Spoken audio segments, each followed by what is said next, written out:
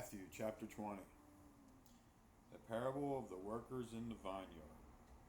For the kingdom of heaven is like a landowner who went out early in the morning to hire workers for his vineyard. He agreed to pay them a denarius for the day and sent them into his vineyard. About 9 in the morning he went out and saw others standing in the marketplace doing nothing. He told them, "You also go and work in my vineyard, and I will pay you whatever is right." So they went. He went out again about noon and about 3 in the afternoon and did the same thing. About 5 in the afternoon he went out and found still others standing around. He asked them, "Why have you been standing here all day doing nothing?" "Because no one has hired us," they answered. He said to them, "You also go and work in my vineyard." When evening came, the owner of the vineyard said to his foreman, "Call the workers and pay them their wages, beginning with the last ones hired and going on to the first." The workers who were hired about 5 in the afternoon came, and each received a denarius. So when those came who were hired first, they expected to receive more, but each one of them also received a denarius. When they received it, they began to grumble against the landowner. "These who were hired last worked only 1 hour," they said, "and you have made them equal to us who have borne the burden of the work and the heat of the day." But he answered one of them, "I am not being unfair to you, friend. Didn't you agree to work for a denarius? Take your pay and go. I want to give the one who was hired last the same as I gave you. Don't I have the right to do what I want with my own money?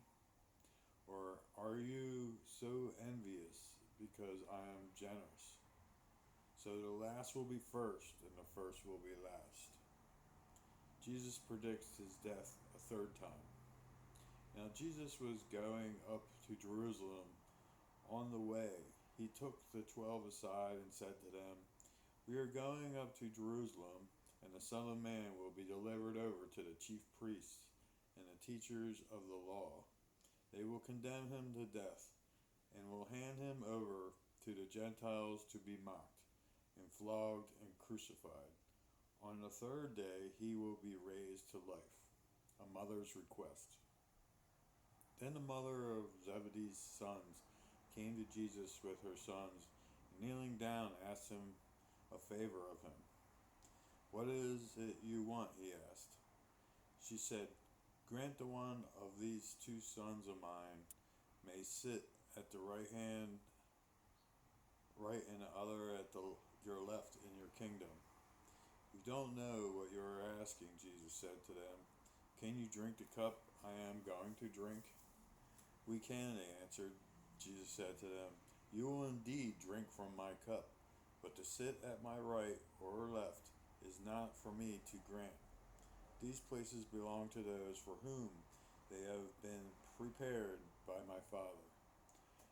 When the 10 heard about this, they were indignant with the 2 brothers. Jesus called them together and said, "You know that the rulers of the Gentiles lord it over them, and their high officials exercise authority over them. Not so with you. Instead, whoever wants to become great among you must be your servant, and whoever wants to be first must be your slave.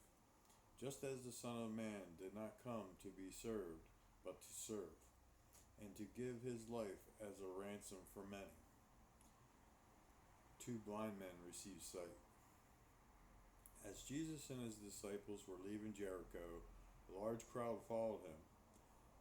2 blind men were sitting by the roadside, and when they heard that Jesus was going by, they shouted, "Lord, Son of David, have mercy on us." The crowd rebuked them and told them to be quiet, but they shouted all the louder, "Lord, Son of David, have mercy on us." Jesus stopped and called them. "What do you want me to do for you?" he asked. Lord, they answered, we want our sight. Jesus had compassion on them and touched their eyes. Immediately they received their sight and followed him.